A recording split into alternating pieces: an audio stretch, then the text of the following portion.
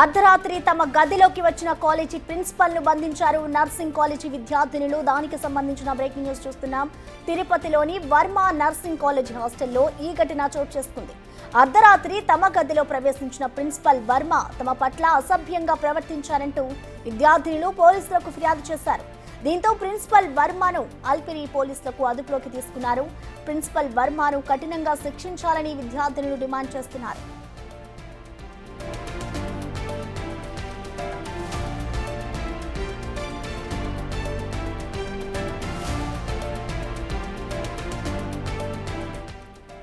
మరోవైపు ఘటనపై కాలేజీ సిబ్బంది చెప్తున్న సమాచారం పూర్తి భిన్నంగా ఉంది.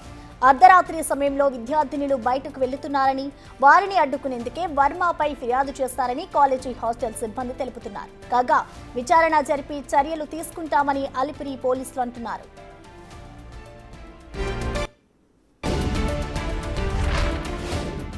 ఈ ఘటనపై మరింత సమాచారాన్ని మా ప్రతినిధి దామోదర్ అందిస్తారు. దామోదర్, తిరుపతిలోని లీలామహల్ సమీపంలోని ఎర్రమిట్ట వద్ద ఉన్న వర్మ బిఎస్సి డిగ్రీ కళాశాలలో నిన్న రాత్రి ఏదైతే ప్రిన్సిపాల్ కమ్ కరెస్పాండెంట్ అయిన గోవిందరాజులు వర్మ తమ గదిలోకి వచ్చి తమ పట్ల అసభ్యంగా ప్రవర్తించాడని ఓ విద్యార్థిని అలిపిరి పోలీస్ స్టేషన్ లో ఫిర్యాదు చేసింది. ఈ నేపథ్యంలో పోలీసులు అతన్ని స్టేషన్ కు పిలిపించి విచారిస్తున్నారు. ప్రస్తుతం అతను పోలీసుల అదుపులో ఉన్నాడు. మరోవైపు ఈ విషయం తెలియడంతో జిల్లా వైద్య ఆరోగ్య శాఖ అధికారి డిప్యూటీ డిఎంఎన్హెచ్ఓను విచారణకు పంపింది. విచారణ తర్వాత ఆమెను వివరాలు అడిగా ఉన్నతాధికారులకు విషయాలు తెలియజేసిన తర్వాత సమగ్రంగా సమాచారం అందిస్తామని కూడా చెప్తున్నారు. మొత్తం మీద వర్మ కళాశాలలో జరిగిన దాని గురించి అటు సిబ్బంది చెప్తున్నదంటే ముఖ్యంగా అమ్మాయిలు బయటికి అర్ధరాత్రి పూట వెళ్తుంటే అడ్డుకోవడానికి ప్రయత్నించడంతో ఈ విధంగా సెల్ ఫోన్ లో చిత్రీకరించి ఆ విషయాలను పోలీసులు ఏదైతే పెట్టి వేధిస్తున్నాడంటూ ఫిర్యాదు చేశారని చెప్తున్నారు. మరోవైపు కొంతమంది విద్యార్థులు మాట్లాడుతూ అసలు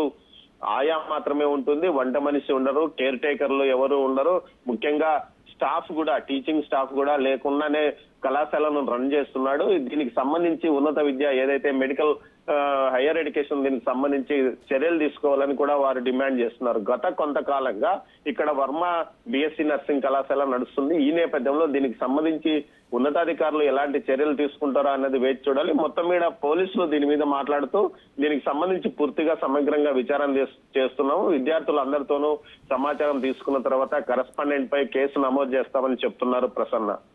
రైట్, థ్యాంక్ యూ దామోదర్.